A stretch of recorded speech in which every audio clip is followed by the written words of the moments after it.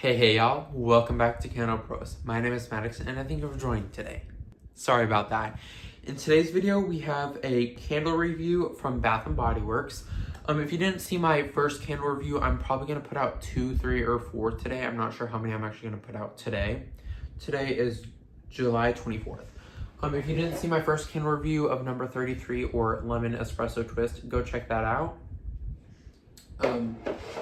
I'm doing them a little bit differently this time. I'm not doing a lit review, and the only reason for that is I'm trying to burn through all the new Kringle Candle fall candles, all 6 of them, trying to get at least halfway down. So that's why I'm not doing that today, but I have most of these. Like that first one wasn't finished. I probably have 1 or 2 more burns on that. This one I have here is finished, and then I have 1 Kringle candle that is completely finished as well. So these are just like finished candle reviews. These will also be in my July empties, so I'll just quickly go over those in the empties. But this one is Springtime in Paris from Bath & Body Works. I love the wraparound packaging, very nice. Fragrance notes are soft peach, lotus blossom, and fresh bergamot. It smells very good. There is a little bit of soot accumulated on the sides. The wicks did pretty good. This one right here kind of moved to the close to the jar, so I didn't like that, but it was all right. So first, let's talk about the scent. Then we'll go a little bit more into strength and throw. So the scent, I definitely get a lot of stuff in here. I get the peach. I get a floral note, which is the blossom. The fresh bergamot, I'm not sure, because a lot of times, I guess depending on the scent, but sometimes bergamot will lean masculine or cologne-y to my nose. So I don't think I get that in here because it's not leaning masculine or cologne-y, but it could be in here, and the peach and lotus blossom is kind of sweetening it up. I really like this fragrance. A few months ago, my mom said this was her favorite, so I don't know if it still is or not. I'm sure it is.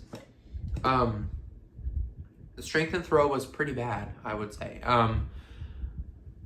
Even in my old house, that was kind of a little bit more closed off than mine.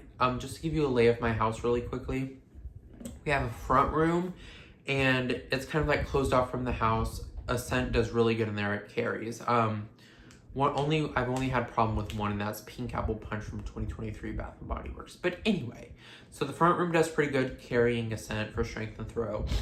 My living room, kitchen, hallway, and the bedrooms, and the hallways for the bedrooms are kind of all in one area. So it's pretty open concept where I'm burning most of my candles. So they could get lost, they can struggle, but that's like my testing area. Because that's where I burn all my candles, with the exception of a few for the front room. So I will say that, yes, it is kind of challenging for candles to get strength and throw in there, but that's how I know if a candle's good, if I can really smell it in that area. So that's for now going to be my testing area, the really big open areas, because it just gives me a better preview of the fragrance, the scent, how well it performs. Sorry for rambling on, but yes.